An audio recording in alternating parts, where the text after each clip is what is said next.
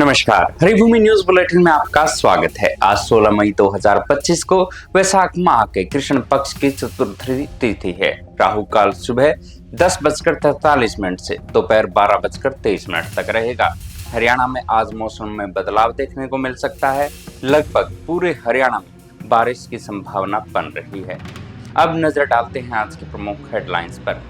भारत की पाकिस्तान को दो टूक, सिंधु जल संधि नहीं होगी बहाल, पहले आतंकवाद को खत्म करे पाकिस्तान। जम्मू कश्मीर के त्राल में सुरक्षा बलों ने 3 आतंकियों को मार गिराया। सीज फायर के बाद दूसरी बड़ी कार्रवाई। रक्षा मंत्री राजनाथ सिंह श्रीनगर में जवानों से मिले, कहा अब कोई आतंकी वारदात एक्ट ऑफ वॉर मानी जाएगी।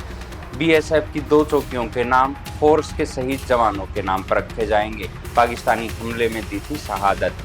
भारत ने तुर्की की कंपनी का सिक्योरिटी क्लीयरेंस रद्द किया। भारत में 9 एयरपोर्ट पर देती थी सर्विस। राष्ट्रपति द्रौपदी मुर्मू ने प्रेसिडेंट और गवर्नर के लिए डेडलाइन तय करने पर सुप्रीम कोर्ट से पूछे 14 सवाल। बिहार में बिना अनुमति छात्रावास में जाने पर राहुल गांधी पर केस दर्ज। वृंदावन में बांके बिहारी मंदिर कॉरिडोर बनाने के लिए मंदिर के खजाने से खर्च होंगे 500 करोड़ रुपए, सुप्रीम कोर्ट का आदेश। अमेरिका ने जिस आतंकी पर रखा 84 करोड़ रुपए का इनाम, ट्रंप ने उससे हाथ मिलाया।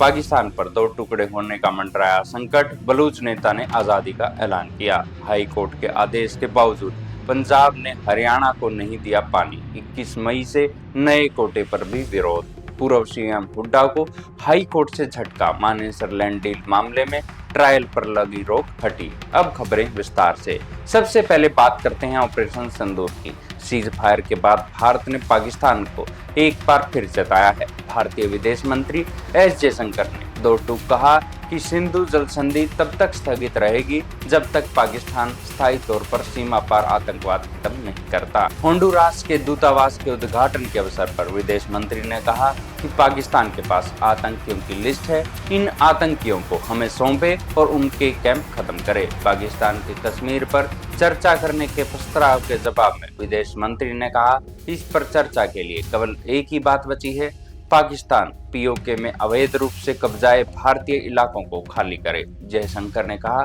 कि कश्मीर और पाकिस्तान से जुड़े मामले में तीसरे पक्ष के हस्तक्षेप की कोई जरूरत नहीं। अब खबर जम्मू कश्मीर से। जम्मू कश्मीर के त्राल में सुरक्षा बलों ने 3 आतंकियों को मार गिराया। तीनों आतंकी एक मकान में छिपे हुए थे। सुरक्षा बल ने इन्हें ड्रोन की मदद से ढूंढ निकाला और एनकाउंटर कर लिया। आतंकी की उसकी मां ने वीडियो कॉल कर सरेंडर करने को समझाया, लेकिन उन्होंने फायरिंग जारी रखी। जवाबी फायरिंग में सुरक्षा बलों ने लश्कर ए तोयबा के 3 आतंकियों को मार गिराया।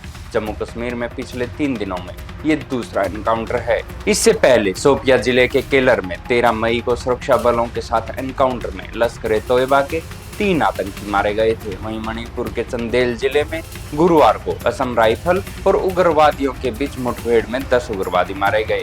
भारत म्यांमार बॉर्डर पर सेना का सर्च ऑपरेशन जारी है। अब खबर श्रीनगर से। रक्षा मंत्री राजनाथ सिंह बादामी बाग छावनी में जाकर जवानों से मिले। जम्मू कश्मीर के उपराज्यपाल मनोज सिन्हा और सीएम उमर अब्दुल्ला भी जवानों से मिलने के लिए पहुंचे। राजनाथ सिंह ने पाकिस्तान को चेतावनी देते हुए कहा कि अब भारत में कोई भी आतंकी वारदात एक्ट ऑफ वॉर मानी जाएगी। अगर सरहद पार से आतंकी घटना हुई तो बहुत दूर तक जाएगी। अब आतंकवाद पर कोई बात नहीं होगी, अब बात होगी तो सिर्फ बात अधिकृत कश्मीर पर होगी। हमने दिखा दिया कि हम आतंकवाद के खिलाफ किसी भी हद तक जा सकते हैं। उन्होंने भारत के मस्तिष्क पर वार किया तो हमने उनकी छाती पर वार किया। अब धरती की छाती चीरकर दुश्मनों के ठिकाने नष्ट करेंगे। अब खबर बीएसएफ से। बीएसएफ के महानिदेशक दलजीत सिंह चौधरी ने गुरुवार को घोषणा की कि फोर्स की 2 चौकियों के नाम सब इंस्पेक्टर मोहम्मद इम्तियाज और कांस्टेबल दीपक चिंगखम के नाम पर रखा जाएगा। दोनों जवान ऑपरेशन सिंदूर के दौरान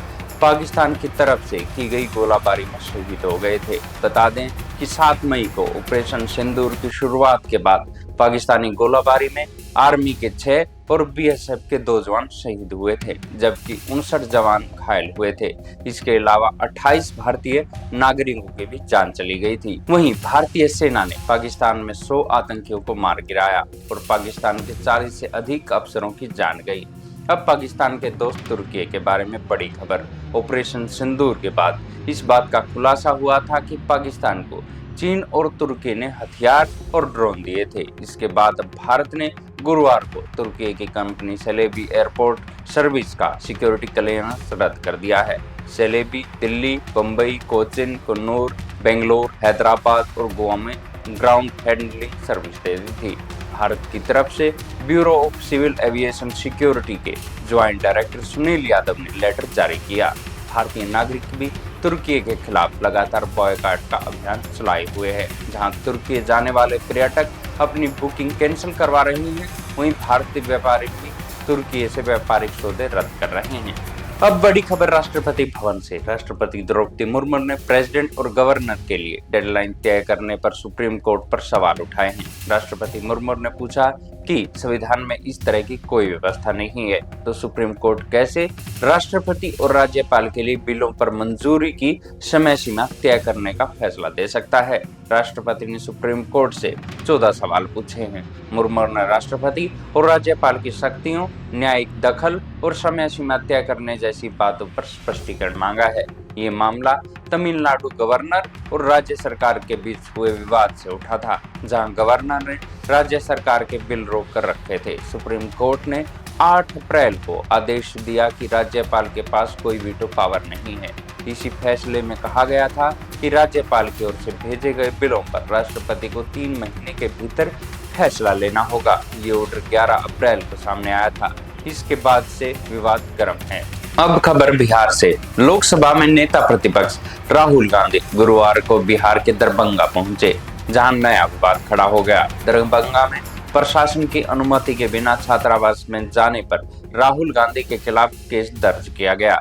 जिला कल्याण पदाधिकारी आलोक कुमार की ओर से ये शिकायत दर्ज कराई गई। राहुल गांधी ने यहाँ मंच पर छात्रों से कहा कि मोदी ने डरकर जाति जनगणना करवाने का ऐलान किया है। लोकसभा में हमने प्रधानमंत्री मोदी से कहा कि आपको जाति जनगणना करानी पड़ेगी, संविधान को माथे से लगाना पड़ेगा। इसके दबाव में पीएम ने जातीय जनगणना कराने का ऐलान किया। उन्होंने कहा कि सरकार को प्राइवेट सेक्टर में भी आरक्षण देना चाहिए। प्राइवेट सेक्टर में रिजर्वेशन नहीं मिलने तक हमारी लड़ाई जारी रहेगी। वहीं दरभंगा से पटना आने के बाद राहुल गांधी ने 400 सामाजिक कार्यकर्ताओं के साथ हालिया रिलीज हुई फूले फिल्म देखी। मूवी देखने के बाद उन्होंने कहा कि ये अच्छी थी, सभी को देखनी चाहिए। अब वृंदावन के बांके बिहारी मंदिर से जुड़ी बड़ी खबर। अब बांके बिहारी मंदिर कॉरिडोर के लिए 5 एकड़ जमीन अधिग्रहण मंदिर के खजाने से ही होगी। इसके लिए करीब 500 करोड़ रुपए मंदिर के खजाने से लिए जाएंगे। गुरुवार को सुप्रीम कोर्ट ने कॉरिडोर बनाने की मंजूरी दे दी है। कोर्ट ने शर्त लगाई कि अधिकृत भूमि भगवान के नाम पर पंजीकृत होगी। सुप्रीम कोर्ट ने इलाहाबाद हाई कोर्ट के आदेश को भी संशोधित किया। हाई कोर्ट ने मंदिर के खजाने से भूमि खरीदने पर रोक लगा दी थी। इसके बाद याचिकाकर्ता ईश्वर चंद्र शर्मा सुप्रीम कोर्ट पहुंचे और कॉरिडोर को लेकर याचिका दाखिल की। अब मंदिर पैसे से कॉरिडोर के लिए जमीन लेने का रास्ता साफ हो गया है। सुप्रीम कोर्ट ने एक अहम फैसला और दिया कि मथुरा वृंदावन के मंदिरों में अब अधिवक्ता रिसीवर नहीं बन सकेंगे। फैसले में कहा गया कि एक ऐसा रिसीवर नियुक्त किया जाए जो मंदिर के प्रबंधन से जुड़ा हो, जिसका धार्मिक झुकाव हो, वो वेदों शास्त्रों को अच्छी तरह से ज्ञान रखता हो, साथ ही वैष्णव संप्रदाय से जुड़ा हुआ हो। अब खबर अमेरिकी राष्ट्रपति के अरब देशों के दौरे की। अमेरिकी राष्ट्रपति डोनाल्ड ट्रंप ने सऊदी अरब की राजधानी रियाद में सीरियाई राष्ट्रपति अहमद अल शरा से मुलाकात की। कभी टॉप मोस्ट वांटेड आतंकी रहे अल शरा पर अमेरिका ने $10 मिलियन का इनाम रखा था, जिसे दिसंबर में हटा दिया गया था। अब ट्रंप ने अमेरिका की ओर से सीरिया पर लगाई गई पाबंदियां भी हटा दी है। ट्रंप की इस मुलाकात की चर्चा पूरी दुनिया में हो रही है, क्योंकि लगातार आतंकवाद के खिलाफ जंग लड़ने का दावा कर रहे हैं। ट्रंप ने अल शरा से मुलाकात के दौरान 37 मिनट तक बातचीत की। 25 साल के बाद ये पहला मौका था जब किसी अमेरिकी राष्ट्रपति ने सीरियाई राष्ट्रपति से मुलाकात की हो। ट्रंप ने बताया कि उन्होंने शरह से इजराइल के साथ संबंधों को सामान्य करने और सीरिया से विदेशी आतंकियों को निकालने के लिए कहा है। इससे पहले ट्रंप ने बुधवार को कतर में भारतीय बिजनेसमैन मुकेश अंबानी से भी मुलाकात की। वहीं डोनाल्ड ट्रंप और कतर के अमीर शेख अल थानी के बीच बुधवार को दोहा में 1.2 ट्रिलियन डॉलर की अलग अलग डील हुई। व्हाइट हाउस के मुताबिक इनमें दोनों देशों के बीच 243 अरब डॉलर की फाइनेंशियल डील भी शामिल है। इस फाइनेंशियल डील में कतर एयरवेज द्वारा बोइंग विमानों की खरीद, हथियारों की खरीद, नेचुरल गैस और क्वांटम टेक्नोलॉजी से जुड़े सौदे हैं। अब बात करते हैं पाकिस्तान और बलूचिस्तान में पनपे विवाद की। पाकिस्तान के सिर पर 2 टुकड़ों में बंटने का खतरा मंडरा रहा है।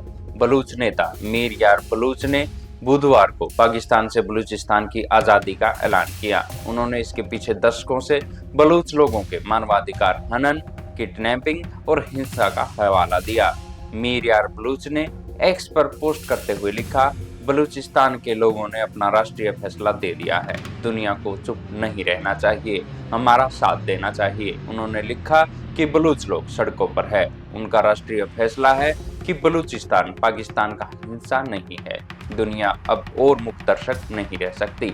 उन्होंने भारत और ग्लोबल समुदाय से बलूचिस्तान की आजादी के लिए मान्यता और समर्थन मांगा। मीर यार ने कहा कि हम पाकिस्तान नहीं बलूचिस्तान है। पाकिस्तान के अपने लोग पंजाबी हैं, जिन्हें कभी हवाई बमबारी, किडनैपिंग, नरसंहार का सामना नहीं करना पड़ा। हमें आजादी चाहिए।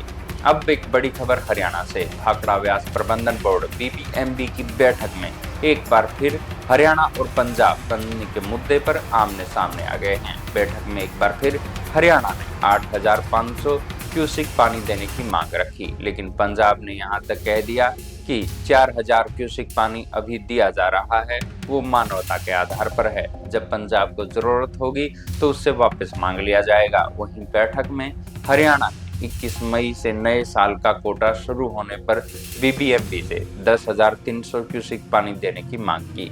इस पर भी पंजाब ने आपत्ति जताते हुए कहा कि भाखड़ा मेन लाइन जहां से पानी जाना है उसकी क्षमता 11,700 क्यूसिक पानी है। इसमें पहले से 3,000 क्यूसिक पानी पंजाब को चाहिए और 10,300 क्यूसिक पानी हरियाणा को देना संभव नहीं है। पंजाब इससे पहले हाई कोर्ट के आदेशों को दरकिनार कर चुका है। हाई कोर्ट ने 8,500 क्यूसिक पानी देने का पंजाब को आदेश दिए थे, लेकिन पंजाब ने नहीं माने। अब हाई कोर्ट में 20 मई को सुनवाई होगी, जबकि 21 मई से पानी का नया सत्र शुरू हो जाएगा।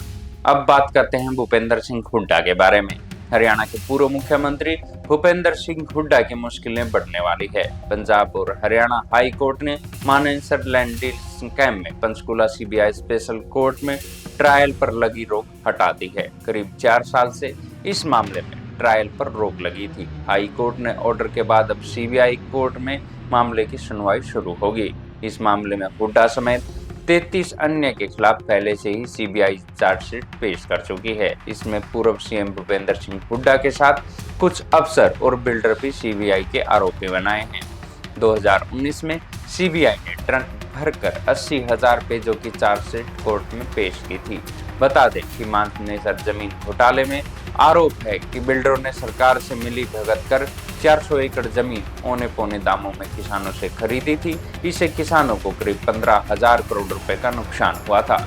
ऐसी ही खबरों से जुड़े रहने के लिए देखते रहिए हरिभूमि टीवी, और अगर खबरों को विस्तार से जानना है तो हरिभूमि अखबार पढ़ें या हरिभूमि की वेबसाइट पर जाएं।